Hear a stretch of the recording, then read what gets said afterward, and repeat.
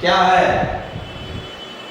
तो समसनम इति समास है।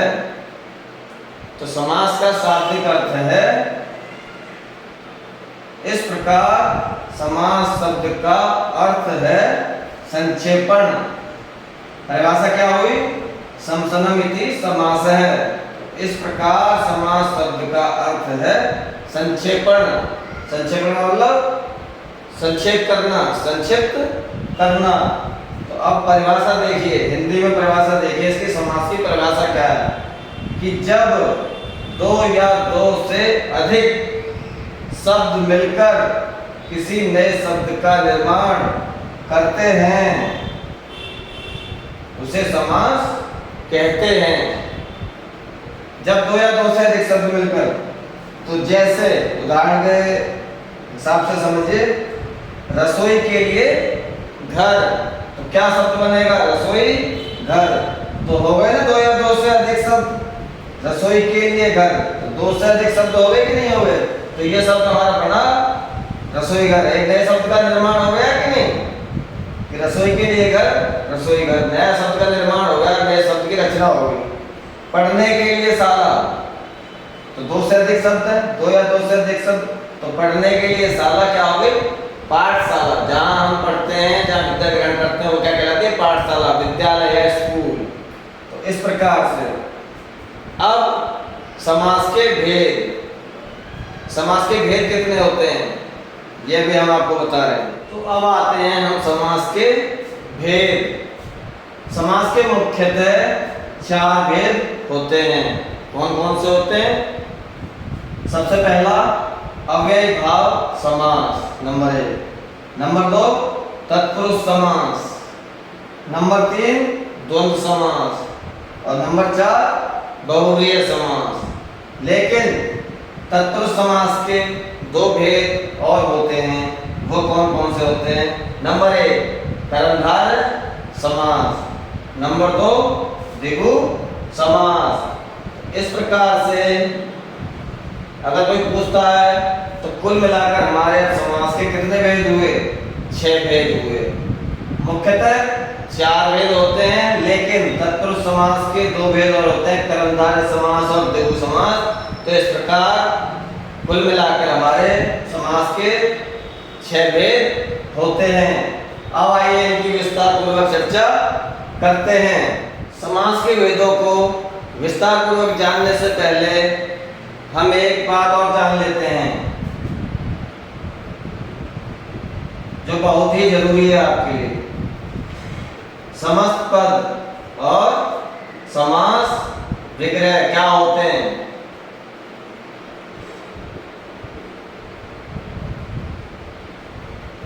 ये जानना बहुत जरूरी है। समस्त पद और समास विग्रह क्या होता है, ये आपके लिए जानना बहुत ही जरूरी है। तो एक उदाहरण के द्वारा, तो समस्त पद और समास विग्रह को हम एक उदाहरण के द्वारा समझते हैं।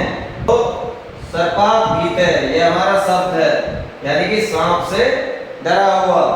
तो ये है हमारा समास विग्रह। इसका समस्त पद क्या हुआ? सर्प भीतः, अर्थात सांप से डरा हुआ।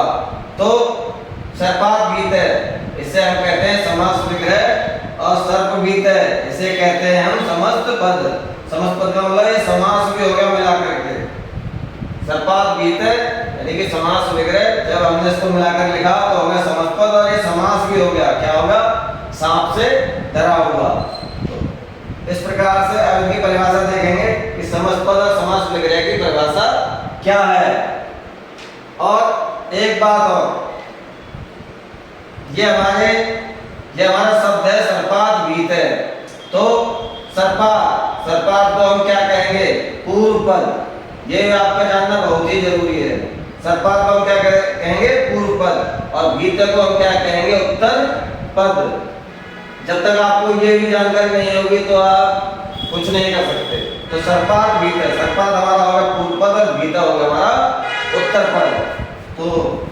तो जानते हैं समस्त पद और समास विग्रह की परिभाषा क्या है। तो समस्त पद किसे कहते हैं?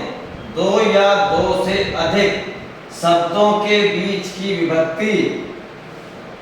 विभक्ति का लोप होने से बने छोटे रूप को समास कहते हैं। और उसी समास को हम क्या कहते हैं? समस्त पद या सामासिक पद कहते हैं। एक बार फिर से, समस्त पद दो या दो से अधिक शब्दों के बीच की विभक्ति का लोप होने से बने छोटे रूप को समास कहते हैं या समस्त पद या सामासिक पद भी कहते हैं। अब आता है हमारा समास विग्रह। अब है हमारा समास विग्रह। तो समास विग्रह क्या होता है? समस्त पद को पुनः अलग करके विभक्ति सहित लिखने को समास कहते हैं। जैसे देखिए, एक उदाहरण द्वारा समझिए। जैसे हरिणा त्रातः, ये हमारा क्या है? समास विग्रह है। ये क्या हमारा समास विग्रह है, यानी कि हरिणा त्रातः यानी कि हरि के द्वारा रक्षित। अब इसका समस्त पद क्या होगा? हरि त्रातः, हरिणा त्रातः यानी कि हरि के द्वारा रक्षित। तो ये होगा हमारा समास विग्रह। और जब हम इसका समस्त पद बनाएंगे क्या होगा? हरि त्रातः। और समस्त पद का मतलब क्या होता है? कि वो हमारा समास ही है, समस्त पद। ये क्या कहलाएगा? हमारा समस्त पद। और समस्त पद को हम क्या कहते हैं? समास कहते हैं। तो हरिणा त्रातः हरि के द्वारा रक्षित, तो हरि त्रातः ये हमारा होगा समास या समस्त पद। अब हरि, इसको हम क्या कहते हैं? पूर्व पद। पहले ही बताया गया है कि पूर्व पद या प्रथम पद। और त्रातः हमारा होगा दूसरा पद या उत्तर पद, पहले ही बताया गया है। आइए अब हम समास के सारे भेदों को विस्तार पूर्वक पढ़ते हैं। तो हमारा सबसे पहला जो समास है वो है हमारा अव्ययीभाव समास। जैसा कि नाम से ही स्पष्ट है, नाम से ही पता चलता है। क्या पता चलता है? अव्ययीभाव समास में पहला पद या पूर्व पद बताया जा चुका है कि जिस प्रकार से ये इसे हम पहला पद कहेंगे या पूर्व पद कहेंगे। तो अव्ययीभाव समास में पहला पद या पूर्व पद अव्यय होता है। और जब पहला पद अव्यय होता है तो वो प्रधान भी होता है। जैसे यथा शक्ति, तो यथा इसका पूर्व पद ये होगा हमारा। तो पूर्व पद क्या हमारा? अव्यय है, यथा। यथा हमारा अव्यय है। और अब ये क्या है? ये प्रधान भी है। तो इसलिए यथाशक्ति, इसलिए इस शब्द में क्या, कौन सा समास है? अव्ययीभाव समास है। क्यों? क्योंकि यथा हमारा अव्यय है और ये इसमें प्रधान भी है।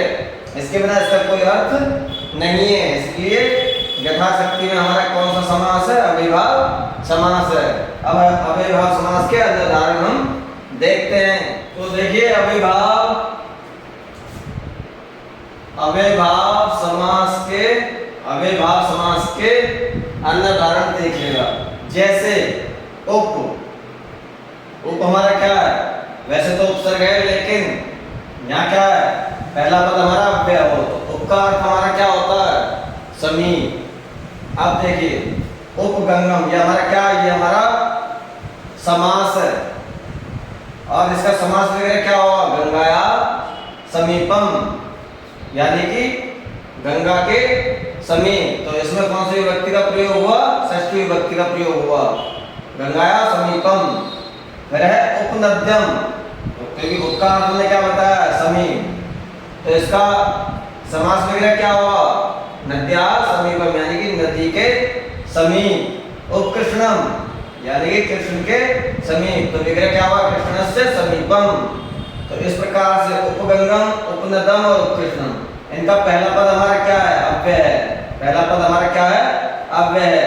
तो इसलिए इन शब्दों में क्या होगा? हमारा अव्ययीभाव समास होगा। अब देखिए अन्य उदाहरण देखिएगा। अब अन्य उदाहरण देखिएगा हमारे अनु, जिसका पहला पद अनु हो। तो अनु का मतलब, अनु का पहला हमारा अर्थ है वो है पश्चात, पश्चात या पीछे। तो हमारा शब्द है अनुरामम। हमने क्या बताया, पहला पद जिसका अव्यय हो, तो अव्यय हमारा क्या, अनु। अनु का पहला अर्थ क्या होगा, पश्चात या पीछे। तो देखिए शब्द, देखिए राम में हमारी क्या होगी, षष्ठी विभक्ति, यानी कि रामस्य पश्चात है, यानी कि राम के पीछे। फिर है हमारा दूसरा उदाहरण, अनु विष्णु। तो अर्थ हमने क्या बताया, पश्चात या पीछे। तो अनु विष्णु, विष्णु हमारी षष्ठी विभक्ति होगी, विष्णु पश्चात है, यानी कि विष्णु के पीछे। अनु का दूसरा अर्थ है हमारा योग्य। अनु का हमारा दूसरा अर्थ क्या है, योग्य। तो आप देखिए अनुरूपम, तो हम अनुरूपम, तो रूप में हमारी षष्ठी विभक्ति होगी, रूपस्य योग्यम, यानी कि रूप के योग्य। उसी प्रकार से दूसरा शब्द है हमारा अनुगुणम। तो इसका विग्रह क्या होगा, गुणस्य योग्यम, यानी कि गुण के योग्य। तो चलिए और उदाहरण बताते हैं आपको, ये समझ में आ गया होगा, यानी कि जहाँ पहला पद हमारा अव्यय हो, लेकिन वो हमें याद होने चाहिए और उनके विग्रह भी हमें याद होने चाहिए, तभी हम किसी में हम समास बता सकते हैं, किसी की पहचान कर सकते हैं। तो चलिए और उदाहरण देखते हैं। अगला शब्द है हमारा निर। निर का अर्थ क्या होता, अभाव। तो देखिएगा शब्द निर्मक्षिकम, निर्मक्षिकम, इसका हम समास विग्रह करेंगे तो क्या होगा, मक्षिकाम अभाव, यानी कि मक्षियों का अभाव, मक्खियों की कमी। निर्मलम, यानी कि मलस्य अभाव है, यानी कि मल की कमी, गंदगी की कमी। तो समझ गए होंगे, निर का मतलब है अभाव। तो निर्मक्षिकम, मक्षिकाणाम अभाव, अक्सर ये पेपरों में देखने को मिलता है, पेपरों में अवश्य आता है, तो इस पर जरा जरूर ध्यान दीजिएगा। तो हमारा निर्मक्षिकम यानी कि मक्षिकाणाम अभाव, तो कौन सा समास होगा हमारा, ये अव्ययभाव समास हो गया। निर्मलम, यानी कि मलस्य भाव है, यानी कि मल का अभाव। तो निर्मलम और निर्मक्षिकम में हमारा कौन सा समास कहलाएगा, अव्ययभाव समास कहलाएगा। अब देखिए अगला शब्द, अब है हमारा शब्द यथा, जो अक्सर देखने को मिलता है, पेपरों में बहुत आता है यथा। यथा का हमारा अर्थ है अतिक्रमण ना होना। संस्कृत में है हमारा अनतिक्रम, यानी कि अतिक्रमण ना होना, यानी कि अतिक्रमण ना होना, यानी अतिक्रमण का मतलब होता है अधिक, और अतिक्रमण ना होना यानी कि अधिक ना होना, यानी कि उसके अनुसार। जैसे देखिए शब्द देखिए यथा शक्तिम, तो इसका विग्रह होगा शक्तिम अतिक्रम, यानी कि शक्ति का अतिक्रमण ना होना, यानी कि शक्ति का ज्यादा ना दिखाना, यानी कि शक्ति के अनुसार। तो यथा शक्तिम यानी कि शक्तिम अतिक्रम, यानी कि शक्ति के अनुसार, शक्ति का अतिक्रमण ना होना, यानी कि ज्यादा ना होना। तो अक्सर ये जो शब्द है यथा, ये बहुत बार आता है अव्ययभाव समास में, तो इसको आप बड़े ध्यान से देखिएगा। यथा शक्तिम यानी कि यथा देखते ही आपको अव्ययभाव समास पर टिक कर देना है या लिख देना है।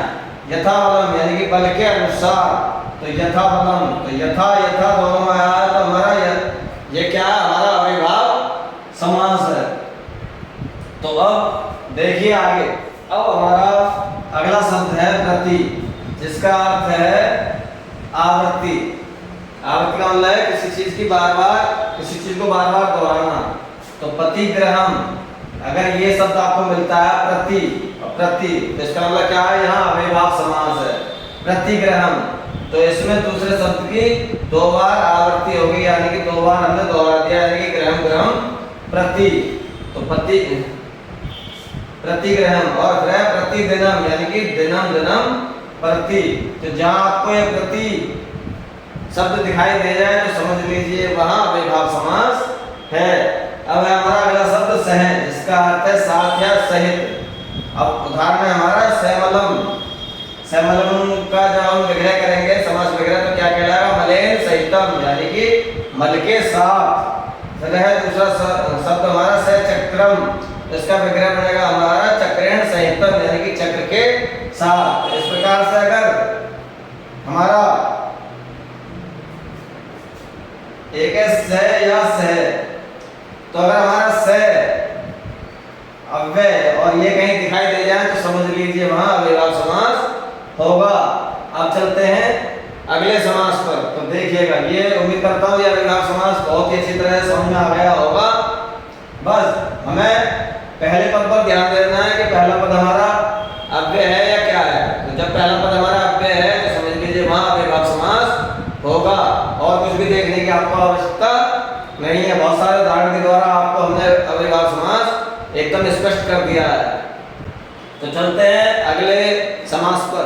अब हमारा दूसरा समास आता है तत्पुरुष समास। तो तत्पुरुष समास में दूसरा पद अर्थात उत्तर पद पहले बताया जा चुका है। तो तत्पुरुष समास में दूसरा पद अर्थात उत्तर पद प्रधान होता है, वो तत्पुरुष समास कहलाता है।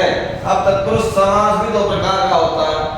तत्पुरुष समास दो प्रकार का होता है, पहला वैधिकरण तत्पुरुष समास और दूसरा समानाधिकरण तत्पुरुष समास। अब इन दोनों समास को थोड़ा विस्तार से समझते हैं, देखिए आगे।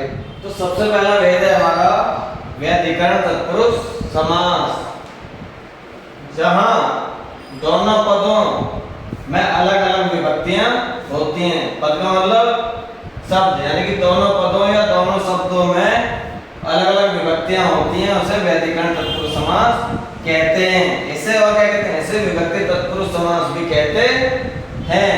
इसमें द्वितीय से सप्तमी विभक्ति तक का प्रयोग किया जाता है।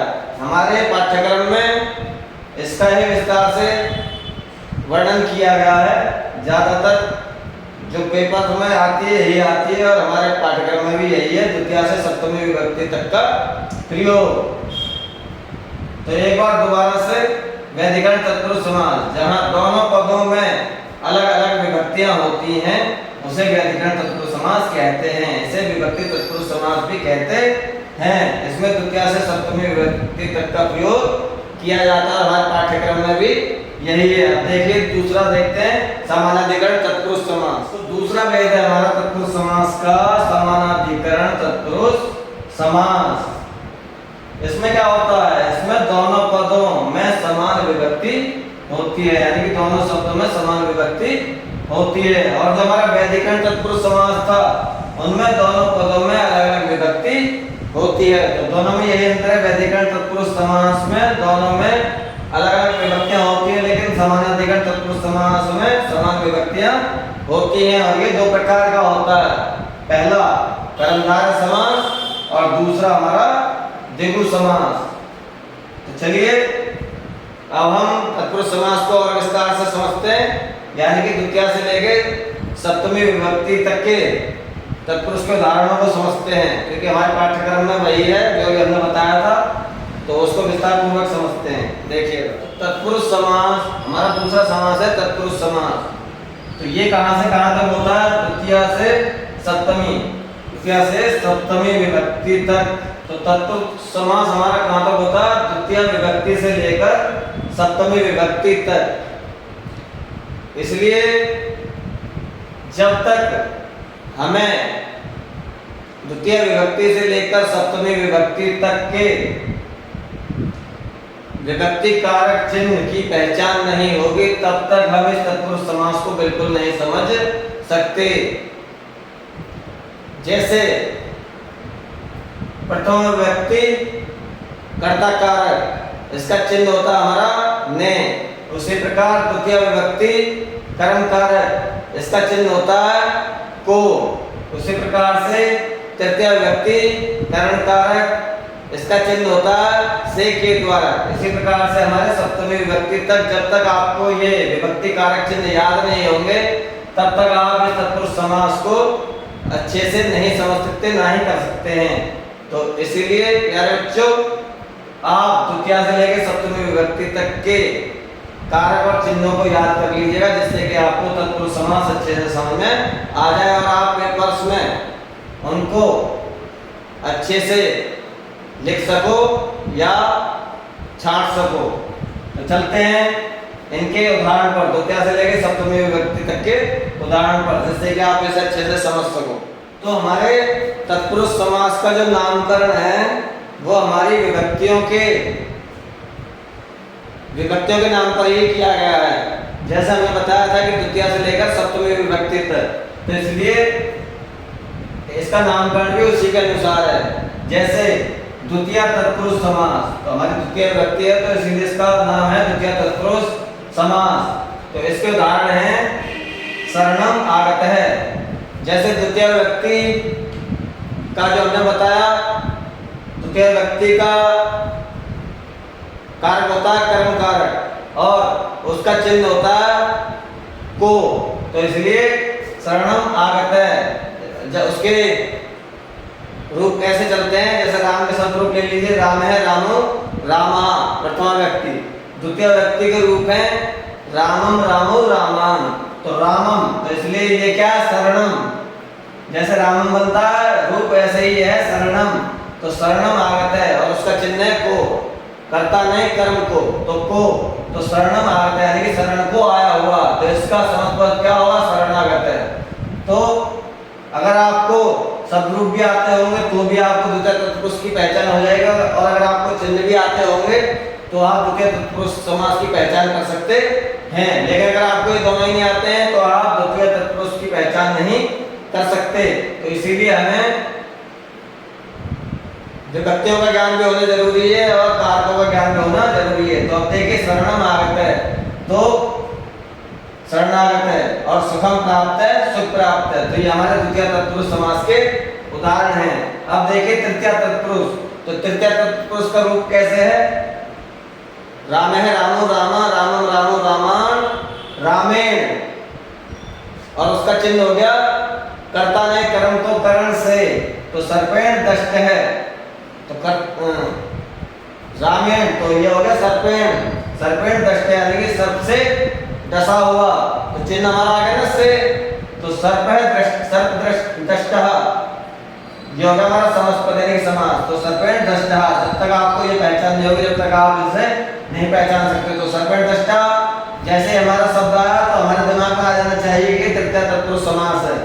धने हीना, रामे रामो रामा रामम रामो रामान रामेण, तो ये होगा धनेन, और चिन्ह भी होगा, जब अगर हम इसका विग्रह करेंगे धनेन हीना धन से हीन, तो धनहीन है, तो ये हमारा तृतीय तत्पुरुष समास का उदाहरण हो गया। अब आते हैं चतुर्थी तत्पुरुष पर, तो रामे रामो रामा रामम रामो रामान रामेण रामाभ्याम रामे रामाय, तो रामाय ऐसे ये शब्द बना दानाय, दानाय पात्रम, उसी प्रकार से विपाय दारू, ये होगा युक्त दारू, ये हमारे चतुर्थी तत्पुरुष तक के उदाहरण हो गए। अब देखते हैं पंचमी तत्पुरुष, षष्ठी तत्पुरुष, सप्तमी तत्पुरुष के उदाहरण देखते हैं आगे। अब हमारा है पंचमी तत्पुरुष समास।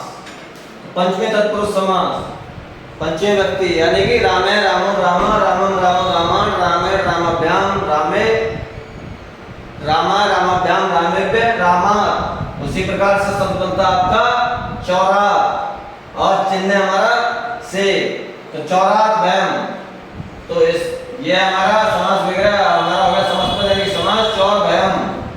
उसके बाद हमारा रोगात मुक्त, ये बन गया हमारा रोग मुक्त है। तो जब तक आपको विभक्ति कारक चिन्ह नहीं याद होंगे तब तक आप इस तत्पुरुष को नहीं समझ सकते, इसलिए तत्पुरुष समास को समझने से पहले आप विभक्ति कारक चिन्ह जरूर याद कर लें। अब हमारा षष्ठी तत्पुरुष समास के उदाहरण, राज्य पुरुष है तो इसका बनेगा राजपुरुष है, देवानाम पति, ये हो गया हमारा देवपति। अब है हमारा सप्तमी तत्पुरुष समास, जले मग्न है, ये शब्द बनेगा हमारा जलमग्न है।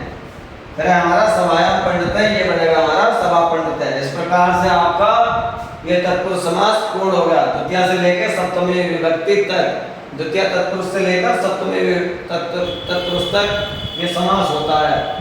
अब चलते हैं अगले समास पर। अब है हमारा कर्मधारय समास, जिसका सूत्र है विशेषणम विशेष्येण कर्मधारय है। क्या सूत्र हमारा कर्मधारय समास का, विशेषणम विशेष्येण कर्मधारय, अर्थात विशेषण और विशेष्य का तथा उपमान और उपमेय का जो समास होता है उसे कर्मधारय समास कहते हैं। अब इसको विस्तार पूर्वक समझने के लिए हमें उपमान और उपमेय को समझना होगा कि उपमान और उपमेय किसे कहते हैं। तो देखिए, तो उपमान और उपमेय, तो उपमान क्या होता है, जिससे उपमा अर्थात तुलना की जाए उसे उपमान कहते हैं, और उपमेय जिसकी उपमा अर्थात तुलना की जाए उसे उपमेय कहते हैं। उदाहरण के द्वारा समझते हैं, जैसे मधुर वचनम अर्थात मधुर वाणी, नीलोत्पल अर्थात नीला कमल। तो पहला पद हमारा यानी कि मधुर, ये क्या हमारा विशेषण है, और वचनम क्या हमारा विशेष्य है। और नीलोत्पल यानी कि नीला कमल, तो नीला हमारा विशेषण है और कमल क्या हमारा विशेष्य है। उसी प्रकार से और अन्य उदाहरण देखिएगा। उसी प्रकार से हमारे दो उदाहरण हैं, चंद्रमुखम यानी क्या समुख, चंद्र के समान मुख, यानी कि उपमान और उपमेय का उदाहरण हो गया ये। उसमें थे हमारे विशेषण और विशेष्य के उदाहरण, ये हमारे क्या है उपमान और उपमेय के उदाहरण। तो चंद्रमुखम यानी कि मुख कैसा, चंद्र के जैसा, तो उपमान और कमल मुखम यानी कि मुख कैसा, कमल के जैसा। तो इसी प्रकार से ये आपका कौन सा समास पूर्ण हुआ, कर्मधारय समास पूर्ण हुआ। अब चलते हैं अगले समास पर। अब आता है हमारा द्विगु समास, जो बहुत ही सिंपल समास है, जिसमें कुछ भी आपको मेहनत करने की आवश्यकता नहीं है, बस थोड़ा सा ध्यान देने की आवश्यकता है। द्विगु समास, जिसका सूत्र है संख्या पूर्व द्विगु। तो देखिए, कर्मधारय समास का प्रथम पद, क्योंकि कर्मधारय समास का ही एक भेद है द्विगु समास, तो कर्मधारय समास का प्रथम पद यदि संख्यावाचक शब्द हो तो उसे द्विगु समास कहते हैं। यानी कि कर्मधारय समास का प्रथम पद, दो पद बताए हैं आपको, प्रथम पद पूर्व पद या उत्तर पद या दूसरा पद। तो कर्मधारय समास का प्रथम पद यदि संख्यावाचक शब्द हो तो उसे द्विगु समास कहते हैं। अथवा जिस समास में पूर्व पद संख्यावाचक हो तो उसे द्विगु समास कहते हैं। तो बताया हुआ पूर्व पद या पहला पद जिसका संख्यावाचक हो तो उसे द्विगु समास कहते हैं। अब देखिएगा इसके उदाहरण। तो देखिए द्विगु समास के उदाहरण, जैसे त्रिफला, तो त्रिफला का जब हम विग्रह करेंगे, समास विग्रह करेंगे तो क्या होगा, त्रयाणाम फलानाम समाहारः, यानी कि तीन फलों का समूह, समाहार माने समूह, यानी कि तीन फलों का समूह। तो त्रि माने तीन, तो त्रिफला कहते हैं, हमारे मन में आ जाना चाहिए कि ये द्विगु समास है, क्योंकि इसका पहला पद क्या हमारा संख्यावाची है।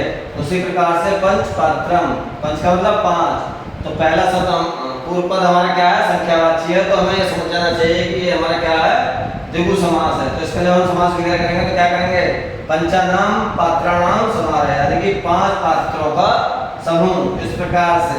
तो ये आपका द्विगु समास पूर्ण हुआ। अब चलते हैं अगले समास पर। तो अगला समास है हमारा द्वंद्व समास।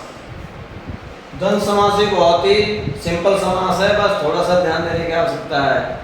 द्विगु और द्वंद्व ये दोनों ही समास ऐसे हैं जो बहुत ही सिंपल हैं, बस हल्का सा ध्यान देने की आवश्यकता है। तो द्वंद्व समास देखिए, द्वंद्व समास में दोनों पद प्रधान होते हैं, यानी कि दोनों की अपनी अपनी स्वतंत्रता होती है, दोनों की अपनी अपनी प्रधानता होती है। और विग्रह करते समय पदों के बीच में च लगाते हैं। द्वंद्व समास के तीन भेद होते हैं, कौन कौन से होते हैं देखिए। इतरेत्तर द्वंद्व, इतरेत्तर द्वंद्व कौन क्या होता है देखिए, इसमें दोनों पदों की प्रधानता होती है, जैसे ऊपर बताया है कि इसमें दोनों पदों की प्रधानता होती है। जैसे रामे कृष्णो, जब इसका विग्रह करेंगे तो रामे च कृष्णे च, यानी कि राम और कृष्ण, तो दोनों पदों की प्रधानता हुई कि नहीं हुई, और बीच में हमने च लगा दी, रामे च कृष्णे च। उसके बाद आता है हमारा दूसरा समाहार द्वंद्व। तो इसकी परिभाषा क्या है, एक ही प्रकार के अनेक शब्द मिलकर जब समूह का रूप धारण कर लेते हैं तो उसे हम क्या कहते हैं, समाहार द्वंद्व कहते हैं। जैसे पाणिपादम, यानी कि पाणी च पादो च तेषां समाहारः, यानी कि हाथ से पैर तक का समूह, पाणी च पादो च, यानी कि हाथ से पैर तक का समूह। उसी प्रकार से अब हमारा तीसरा भेद है एक शेष द्वंद्व, यानी कि दो या दो से अधिक पदों में, दो या दो से अधिक पदों में समास होने पर केवल एक पद शेष रहता है, यानी कि दो या दो से अधिक पदों में समास होने पर केवल एक ही पद शेष रहता हो, वो एक शेष द्वंद्व कहलाता है। जैसे माता च पिता च, ये क्या कहलाएगा? पितरौ। थोड़ा बहुत छोटा पड़ गया था, दोबारा से देखिएगा। तो इसके उदाहरण देखिए, माता च पिता च, ये हो गया पितरौ, यानी कि एक शेष द्वंद्व। और पुत्री च पुत्रश्च, ये हो गया हमारा पुत्रौ। तो ये हमारा द्वंद्व समास कंप्लीट हुआ। अब चलते हैं हम बहुव्रीहि समास पर। तो बहुव्रीहि समास देखिए, तो हमारा अंतिम समास है बहुव्रीहि समास। तो बहुव्रीहि समास में किसी भी पद की प्रधानता नहीं होती, उसमें किसी अन्य अर्थ की प्रधानता होती है। जैसे देखिए उदाहरण, परिभाषा, बहुव्रीहि समास में दोनों ही पद प्रधान न होकर कोई अन्य पद प्रधान होता है, यानी कि ना तो सब पूर्व पद प्रधान होता है, ना ही उत्तर पद प्रधान होता है, किसी तीसरे अर्थ की प्रधानता होती है, यानी कि ना तो पूर्व पद की प्रधानता होती है, ना उत्तर पद की प्रधानता होती है, किसी तीसरे अर्थ की प्रधानता होती है। तो उसे हम क्या कहते हैं? बहुव्रीहि समास कहते हैं। देखिए, बहुव्रीहि समास में दोनों ही पद प्रधान न होकर कोई अन्य पद प्रधान होता है, यानी कि किसी तीसरे अर्थ की प्रधानता होती है। जैसे उदाहरण देखिए, पीतांबर। तो पीतांबर कहते ही पीतानी अम्बराणि यस्य से, यानी कि पीले हैं वस्त्र जिसके। तो इसमें किसी भी शब्द की प्रधानता नहीं हुई, किसी भी पद की प्रधानता नहीं हुई। तो पीले हैं वस्त्र जिसके, तो किसके पीले वस्त्र होते हैं? अर्थात विष्णु। तो किसी तीसरे अर्थ की प्रधानता हो गई। उसी प्रकार से चंद्र है शेखरे यस्य, चंद्र है शिखर पर जिसके, अर्थात कौन? तो शिव जी, यानी कि शिव जी के शिखर पर, यानी कि सिर पर चंद्रमा होता है। तो इनमें से किसी भी पद की प्रधानता नहीं हुई, किसी तीसरे अर्थ की प्रधानता होगी, यानी कि चंद्र शेखरे यस्य, चंद्र है शिखर पर जिसके, अर्थात शिव। ऐसे ही लंबम उदरम यस्य, लंबा है उदर जिसका, अर्थात लंबोदर। तो लंबोदर किसको कहते हैं? अर्थात गणेश जी को कहते हैं। तो किसी तीसरे अर्थ की प्रधानता हुई कि नहीं हुई? तो एक बार दोबारा से, पीतांबर यानी कि पीतानी अम्बराणि यस्य, अर्थात विष्णु। चंद्रशेखर यस्य, अर्थात शिव जी। लंबम उदरम यस्य, अर्थात गणेश। तो इस प्रकार से ये आपका समास का पाठ पूर्ण हुआ। उम्मीद करता हूं कि आपको समास का जो पाठ है वो अच्छे से समझ में आ गया होगा।